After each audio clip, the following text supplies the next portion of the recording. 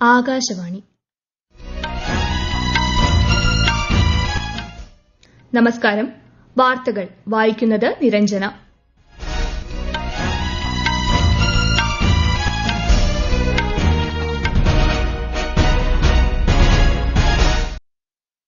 പ്രധാന വാർത്തകൾ. വികസിത ഭാരതമെന്ന ലക്ഷ്യത്തിലെത്താൻ ഗോത്രവിഭാഗത്തിന്റെ ഉന്നമനം അനിവാര്യമാണെന്ന് രാഷ്ട്രപതി ദ്രൌപദി മുർമു. സംസ്ഥാന സർക്കാർ ജീവനക്കാരെ ചട്ടവിരുദ്ധമായി സ്ഥലം മാറ്റുന്നുവെന്ന് ചൂണ്ടിക്കാട്ടി നിയമസഭയിൽ പ്രതിപക്ഷ വാക്കൌട്ട്. വ്യവസ്ഥകൾക്ക് വിധേയമായാണ് സ്ഥലം മാറ്റമെന്ന് മന്ത്രി സണ്ണി ജോസഫ്. കർണാടക മുഖ്യമന്ത്രിയായി മുതിർന്ന കോൺഗ്രസ് നേതാവ് ഡി കെ ശിവകുമാർ ഇന്ന് സത്യപ്രതിജ്ഞ ചെയ്യും. ദേശീയ പഞ്ചായത്ത് അവാർഡുകൾ കേന്ദ്രമന്ത്രി രാജീവ് രഞ്ജൻ സിംഗ് ഇന്ന് ന്യൂഡൽഹിയിൽ സമ്മാനിക്കും. ഡൽഹിയിലെ മാളവ്യ നഗറിൽ ഹോട്ടലിലുണ്ടായ തീപിടുത്തത്തിൽ 20 മരണം. രക്ഷാപ്രവർത്തനം പുരോഗമിക്കുന്നു. പശ്ചിമേഷ്യയിൽ താൽക്കാലിക വെടിനിർത്തൽ പ്രതിസന്ധിയിലാക്കി യുഎസ് ഇറാൻ സൈനിക സംഘർഷം രൂക്ഷമാകുന്നു. കേരളത്തിൽ കാലവർഷം നാളെയോടെ എത്തിച്ചേരാൻ സാധ്യതയെന്ന് കാലാവസ്ഥാ വകുപ്പ്. സംസ്ഥാനത്ത് അതിശക്തമായ മഴയ്ക്ക് സാധ്യത. വാർത്തകൾ വിശദമായി. വികസിത ഭാരതം 2047 എന്ന ലക്ഷ്യത്തിലെത്താൻ ഗോത്രവിഭാഗത്തിന്റെ ഉന്നമനം അനിവാര്യമാണെന്ന് രാഷ്ട്രപതി ദ്രൌപദി മുർമു. ഗോത്രകാര്യ മന്ത്രാലയം ന്യൂഡൽഹിയിൽ സംഘടിപ്പിച്ച ദേശീയ കോൺക്ലേവിൽ സംസാരിക്കുകയായിരുന്നു രാഷ്ട്രപതി. ഗോത്രവിഭാഗങ്ങളുടെ ക്ഷേമം ഉറപ്പാക്കാൻ സർക്കാർ ആവിഷ്കരിച്ച പദ്ധതികൾ അവരിൽ എത്തുന്നുണ്ടെന്ന് ബന്ധപ്പെട്ട അധികൃതർ ഉറപ്പാക്കണമെന്നും രാഷ്ട്രപതി പറഞ്ഞു. 2026 ജൻജാതീയ ഗരീമ ഉത്സവത്തിന്റെ ഭാഗമായാണ് പരിപാടി നടക്കുന്നത്. സംസ്ഥാന സർക്കാർ ജീവനക്കാരെ ചട്ടവിരുദ്ധമായി സ്ഥലം മാറ്റുന്നുവെന്ന് ചൂണ്ടിക്കാട്ടി നിയമസഭയിൽ പ്രതിപക്ഷ വാക്കൌട്ട്. അടിയന്തര പ്രമേയത്തിന് സ്പീക്കർ അവതരണാനുമതി നിഷേധിച്ചതിൽ പ്രതിഷേധിച്ചാണ് പ്രതിപക്ഷം സഭയിൽ നിന്ന് ഇറങ്ങിപ്പോയത്. കൂടുതൽ വിവരങ്ങളുമായി ആകാശവാണി തിരുവനന്തപുരം ജില്ലാ പ്രതിനിധി രജു കൂലിയക്കോട്. സംസ്ഥാനത്തെ സർക്കാർ ജീവനക്കാരുടെ സ്ഥലംമാറ്റ നടപടികൾ മൂലം ജീവനക്കാരിൽ ആശങ്കയുണ്ടാക്കിയ സാഹചര്യം സഭാ നടപടികൾ നിർത്തിവെച്ച് ചർച്ച ചെയ്യണമെന്നാവശ്യപ്പെട്ട് പ്രതിപക്ഷത്തു നിന്ന് വി ജോയിയാണ് അടിയന്തര പ്രമേയ നോട്ടീസ് നൽകിയത്. ഗുരുതരമായ രോഗമുള്ളവരെയും വിരമിക്കാൻ ദിവസങ്ങൾ മാത്രം ബാക്കിയുള്ളവരെയും സ്ത്രീകളെയും ഉൾപ്പെടെ പ്രത്യേക പരിഗണന അർഹിക്കുന്നവരെ ദൂരസ്ഥലങ്ങളിലേക്ക് സ്ഥലം മാറ്റുന്നുവെന്ന് പ്രതിപക്ഷ നേതാവ് പിണറായി വിജയൻ ആരോപിച്ചു. എന്നാൽ സർക്കാർ ജീവനക്കാരുടെ പൊതുസ്ഥലം മാറ്റം വ്യവസ്ഥകൾക്ക് വിധേയമായാണ് നടപ്പിലാക്കി വരുന്നതെന്ന് മുഖ്യമന്ത്രിക്ക് വേണ്ടി മന്ത്രി സണ്ണി ജോസഫ് മറുപടി പറഞ്ഞു. സ്ഥലം മാറ്റം സംബന്ധിച്ച് ഏതെങ്കിലും സർക്കാർ ജീവനക്കാർക്ക് പരാതികളുണ്ടെങ്കിൽ അത് അനുഭാവപൂർവ്വം പരിഗണിച്ച് പരിഹരിക്കാൻ സർക്കാർ തയ്യാറാണെന്നും മന്ത്രി സണ്ണി ജോസഫ് മറുപടിയായി പറഞ്ഞു. മന്ത്രിയുടെ മറുപടിയെ തുടർന്ന് സ്പീക്കർ അടിയന്തര പ്രമേയത്തിന് അവതരണാനുമതി നിഷേധിച്ചു. ഇതിൽ പ്രതിഷേധിച്ച് പ്രതിപക്ഷം സഭയിൽ നിന്ന് ഇറങ്ങിപ്പോവുകയായിരുന്നു. ഗവർണറുടെ നയപ്രഖ്യാപന പ്രസംഗത്തിന് നന്ദി രേഖപ്പെടുത്തിക്കൊണ്ടുള്ള ചർച്ച ഇപ്പോൾ സഭയിൽ പുരോഗമിക്കുകയാണ്. മുഖ്യമന്ത്രി വി ഡി സതീശന്റെ നേതൃത്വത്തിലുള്ള UDF സർക്കാരിന്റെ ആദ്യ ബജറ്റ് ഈ മാസം 19-ന്. ധനവകുപ്പിന്റെ ചുമതല കൂടി വഹിക്കുന്ന മുഖ്യമന്ത്രി ബജറ്റ് നിയമസഭയിൽ അവതരിപ്പിക്കും. ജൂൺ 22 മുതൽ സഭയിൽ ബജറ്റിന്മേലുള്ള പൊതുചർച്ച നടക്കും. ജൂലൈ 1-ന് ധനവിനിയോഗ ബിൽ സഭയിൽ അവതരിപ്പിക്കും. വെനിസ്വേലിയൻ ഇടക്കാല പ്രസിഡന്റ് ഡെൽസി റോഡ്രിഗസ് 5 ദിവസത്തെ സന്ദർശനത്തിനായി ഇന്ന് ഇന്ത്യയിലെത്തും. മന്ത്രിമാർ ഉൾപ്പെടുന്ന ഉന്നതതല പ്രതിനിധി സംഘവും പ്രസിഡന്റിനെ അനുഗമിക്കുന്നുണ്ട്. പ്രധാനമന്ത്രി നരേന്ദ്രമോദിയുമായി ഡെൽസി റോഡ്രിഗസ് ഉഭയകക്ഷി ചർച്ച നടത്തും. കർണാടക മുഖ്യമന്ത്രിയായി മുതിർന്ന കോൺഗ്രസ് നേതാവ് ഡി കെ ശിവകുമാർ ഇന്ന് സത്യപ്രതിജ്ഞ ചെയ്യും.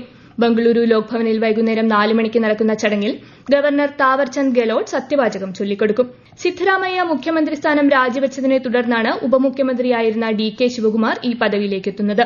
മുതിർന്ന കോൺഗ്രസ് നേതാക്കളായ രാഹുൽ ഗാന്ധി, മല്ലികാർജ്ജുൻ ഖാർഗെ, KC വേണുഗോപാൽ തുടങ്ങിയവർ സത്യപ്രതിജ്ഞാ ചടങ്ങിൽ പങ്കെടുക്കും. CBSE 12ാം ക്ലാസ് പുനർമൂല്യനിർണ്ണയത്തിനായി 40,000-ത്തോളം വിദ്യാർത്ഥികൾ ഇതുവരെ അപേക്ഷകൾ സമർപ്പിച്ചതായും അപേക്ഷാ പ്രക്രിയയിൽ യാതൊരു പ്രശ്നങ്ങളും നേരിട്ടിട്ടില്ലെന്നും CBSE അറിയിച്ചു. 12ാം ക്ലാസ് വിദ്യാർത്ഥികളുടെ ഉത്തരക്കടലാസിന്റെ സ്കാൻ ചെയ്ത പകർപ്പുകളിൽ കണ്ടെത്തിയ പ്രശ്നങ്ങൾ പരിശോധിക്കുന്നതിനും പുനർമൂല്യനിർണ്ണയത്തിനുമായി CBSE ഇന്നലെയാണ് ഓൺലൈൻ പോർട്ടൽ തുറന്നത്. ജൂൺ 6 വരെ പുനർമൂല്യനിർണ്ണയത്തിനായി അപേക്ഷിക്കാം. മൂല്യനിർണ്ണയം നടത്തിയ ഉത്തരക്കടലാസുകളുടെ സ്കാൻ ചെയ്ത പകർപ്പുകൾ ലഭിച്ച വിദ്യാർത്ഥികൾക്കാണ് സൌകര്യം പ്രയോജനപ്പെടുത്താൻ സാധിക്കുക.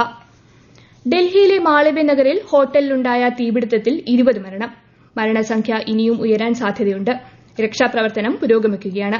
37ഓളം പേരെ സംഭവസ്ഥലത്തു നിന്നും രക്ഷപ്പെടുത്തിയതായി അധികൃതർ അറിയിച്ചു. പ്രധാനമന്ത്രി നരേന്ദ്രമോദി അപകടത്തിൽ അനുശോചനം രേഖപ്പെടുത്തി. മരിച്ചവരുടെ കുടുംബങ്ങൾക്ക് 2 ലക്ഷം രൂപയും പരിക്കേറ്റവർക്ക് 50,000 രൂപയും സഹായധനം നൽകുമെന്ന് പ്രധാനമന്ത്രി അറിയിച്ചു. ഈ വാർത്തകൾ ആകാശവാണിയിൽ നിന്ന്. ആകാശവാണി വാർത്തകളും വാർത്താധിഷ്ഠിത പരിപാടികളും all India radio news Thiruvananthapuram YouTube ചാനലിലും @all India radio news Thiruvananthapuram Facebook പേജിലും AR News_ തിരുവനന്തപുരം ഇൻസ്റ്റഗ്രാം അക്കൌണ്ടിലും @AR News_TVM X ഹാൻഡിലും ലഭ്യമാണ്. പശ്ചിമേഷ്യയിൽ താൽക്കാലിക വെടിനിർത്തൽ പ്രതിസന്ധിയിലാക്കി US ഇറാൻ സൈനിക സംഘർഷം വീണ്ടും രൂക്ഷമാകുന്നു. ബഹ്റൈനിലെ US നാവികസേന ആസ്ഥാനത്തിനും കുവൈറ്റിലെ വ്യോമതാവളത്തിനും നേരെ ഇറാൻ വൻതോതിൽ മിസൈൽ ഡ്രോൺ ആക്രമണങ്ങൾ നടത്തി. ഇറാനിയൻ സൈനിക താവളത്തിനു നേരെ അമേരിക്കൻ സേന ആക്രമണം നടത്തിയതിന് പിന്നാലെയാണ് ഇറാന്റെ തിരിച്ചടി. ഇറാൻ തുറമുഖത്തേക്ക് വരികയായിരുന്ന ഓയിൽ ടാങ്കറിന് നേർക്ക് അമേരിക്ക മിസൈൽ ആക്രമണം നടത്തിയതാണ് സംഘർഷങ്ങൾക്ക് തുടക്കമിട്ടത്. ഖെഷം ദ്വീപിലെ IRGC കേന്ദ്രത്തിനു നേരെയും US ആക്രമണം നടത്തി. ഇതിന് മറുപടിയായി ബഹ്റൈനിലെ അമേരിക്കൻ 5ാം കപ്പൽപ്പട ആസ്ഥാനത്തിനു നേരെ ഇറാൻ ആക്രമണം നടത്തിയതായും റിപ്പോർട്ടുകളുണ്ട്. അതേസമയം ഇറാനുമായുള്ള നയതന്ത്ര ചർച്ചകൾ തുടരുകയാണെന്ന് US പ്രസിഡന്റ് ഡൊണാൾഡ് ട്രംപ് വ്യക്തമാക്കി. 2025 ദേശീയ പഞ്ചായത്ത് അവാർഡുകൾ കേന്ദ്രമന്ത്രി രാജീവ് രഞ്ജൻ സിംഗ് ഇന്ന് ന്യൂഡൽഹിയിൽ വിതരണം ചെയ്യും. രാജ്യത്തെ 42 മികച്ച പഞ്ചായത്തുകൾക്കാണ് പുരസ്കാരങ്ങൾ സമ്മാനിക്കുക. കേരളത്തിൽ നിന്നുള്ള നിരണം, ഒറ്റൂർ, മേലുകാവ് ഗ്രാമപഞ്ചായത്തുകൾക്കും ഹരിപ്പാട് ബ്ലോക്ക് പഞ്ചായത്തിനും വിവിധ വിഭാഗങ്ങളിൽ പുരസ്കാരം ലഭിച്ചിട്ടുണ്ട്. രാജ്യത്തെ യുവാക്കൾ സൈക്കിളിന്റെ ഉപയോഗം കൂടുതൽ പ്രയോജനപ്പെടുത്തി ആരോഗ്യകരമായ രാഷ്ട്രത്തിന് നേതൃത്വം നൽകണമെന്ന് കേന്ദ്രമന്ത്രി മൻസുഖ് മാണ്ഡവ്യ. സൈക്ലിംഗ് ശീലമാക്കുന്നതിലൂടെ സന്തുലിതമായ ജീവിതശൈലി ഉറപ്പാക്കാൻ സാധിക്കുമെന്നും ലോക ബൈസൈക്കിൾ ദിനത്തിൽ നൽകിയ വീഡിയോ സന്ദേശത്തിൽ അദ്ദേഹം പറഞ്ഞു. साइकिलिंग को अपने जीवन का हिस्सा बनाएं। साइकिलिंग केवल एक व्यायाम या एक दिन की हॉबी नहीं, बल्कि स्वस्थ और सशक्त जीवन शैली की पहचान है। यह हमारे स्वास्थ्य के साथ साथ पर्यावरण को सुरक्षित रखने का सबसे सस्ता, सुंदर और टिकाऊ माध्यम है। जितना अधिक हम साइकिल का उपयोग करेंगे, उतना ही प्रदूषण कम होगा. മൊത്തവില സൂചിക ക്രമേണ നിർത്തലാക്കി പകരം സമഗ്ര ഉൽപാദക വില സൂചിക സംവിധാനം കൊണ്ടുവരാൻ തീരുമാനിച്ച് കേന്ദ്ര സർക്കാർ. രാജ്യത്തെ പണപ്പെരുപ്പ വിലനിർണ്ണയ സംവിധാനത്തെ അന്താരാഷ്ട്ര രീതികൾക്ക് അനുസൃതമായി ആധുനികവൽക്കരിക്കാൻ വേണ്ടിയാണ് നടപടി.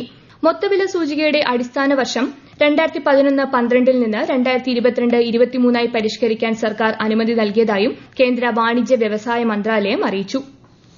വാർഷിക സൌരോർജ്ജ ശേഷി വർധനവിൽ അമേരിക്കയെ മറികടന്ന് ഇന്ത്യ. നയപരമായ സഹായങ്ങളും നവീകരണവുമാണ് റെക്കോർഡ് നേട്ടത്തിന് പിന്നിലെന്ന് കേന്ദ്ര പുനരുപയോഗ ഊർജ്ജ മന്ത്രി പ്രഹ്ലാദ് ജോഷി വ്യക്തമാക്കി. സംസ്ഥാനത്ത് ശക്തമായ മഴ തുടരും. കാലവർഷം നാളെയോടെ സംസ്ഥാനത്ത് എത്തിച്ചേരാൻ സാധ്യതയുണ്ടെന്ന് കാലാവസ്ഥാ വകുപ്പ് അറിയിച്ചു. ആലപ്പുഴ, കോട്ടയം, എറണാകുളം, തൃശൂർ ജില്ലകളിൽ ഇന്ന് ഓറഞ്ച് ജാഗ്രത പ്രഖ്യാപിച്ചു. മറ്റു ജില്ലകളിലും ലക്ഷദ്വീപിലും മഞ്ഞ ജാഗ്രതയാണ്. തിരുവനന്തപുരം മുതൽ തൃശൂർ വരെയുള്ള ജില്ലകളിൽ നാളെ ഓറഞ്ച് ജാഗ്രത നൽകിയിട്ടുണ്ട്. കേരള, കർണാടക, ലക്ഷദ്വീപ് തീരങ്ങളിൽ ശനിയാഴ്ച വരെ മത്സ്യബന്ധനത്തിന് വിലക്കേർപ്പെടുത്തി. ഇന്ത്യക്കാർക്ക് ഇനി ജർമ്മനിയിലൂടെ ട്രാൻസിറ്റ് വിസയില്ലാതെ യാത്ര ചെയ്യാം. ജർമ്മനിയിലെ വിമാനത്താവളങ്ങൾ വഴി യാത്ര ചെയ്യുന്ന ഇന്ത്യക്കാർക്ക് ട്രാൻസിറ്റ് വിസ നിബന്ധന ഒഴിവാക്കിക്കൊണ്ടുള്ള ജർമ്മൻ സർക്കാരിന്റെ തീരുമാനം ഇന്നു മുതൽ പ്രാബല്യത്തിൽ വന്നു. തീരുമാനത്തെ വിദേശകാര്യ മന്ത്രാലയം സ്വാഗതം ചെയ്തു. ഐക്യരാഷ്ട്രസഭ പൊതുസഭയുടെ 81ാമത് സമ്മേളനം ബംഗ്ലാദേശ് വിദേശകാര്യമന്ത്രി ഖലിലുർ റഹ്മാനെ പ്രസിഡന്റായി തിരഞ്ഞെടുത്തു. ഒരു വർഷ കാലയളവിലേക്കാണ് ചുമതല.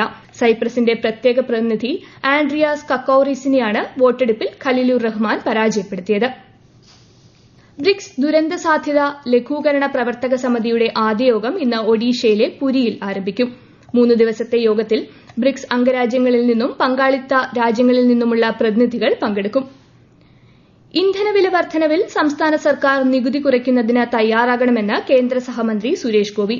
കേന്ദ്ര സർക്കാർ നികുതി കുറയ്ക്കാൻ നേരത്തെ തയ്യാറായിരുന്നു. യുദ്ധസാഹചര്യം മാറി ക്രൂഡ് ഓയിൽ വില കുറഞ്ഞാൽ എണ്ണ കമ്പനികളോട് വില കുറയ്ക്കണമെന്ന് ആവശ്യപ്പെടുമെന്നും അദ്ദേഹം തൃശൂരിൽ പറഞ്ഞു. പ്രധാന വാർത്തകൾ വീണ്ടും. വികസിത ഭാരതം എന്ന ലക്ഷ്യത്തിലെത്താൻ ഗോത്രവിഭാഗത്തിന്റെ ഉന്നമനം അനിവാര്യമാണെന്ന് രാഷ്ട്രപതി ദ്രൌപദി മുർമു. സംസ്ഥാന സർക്കാർ ജീവനക്കാരെ ചട്ടവിരുദ്ധമായി സ്ഥലം മാറ്റുന്നുവെന്ന് ചൂണ്ടിക്കാട്ടി നിയമസഭയിൽ പ്രതിപക്ഷ വാക്കൌട്ട്. വ്യവസ്ഥകൾക്ക് വിധേയമായാണ് സ്ഥലമാറ്റമെന്ന് മന്ത്രി സണ്ണി ജോസഫ്.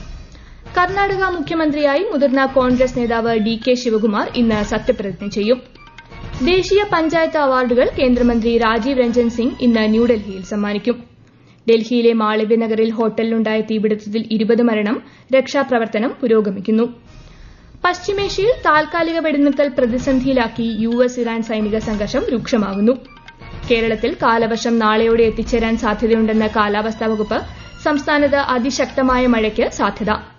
വാർത്തകൾ കഴിഞ്ഞു. അടുത്ത വാർത്താ പ്രക്ഷേപണം വൈകുന്നേരം 6:30.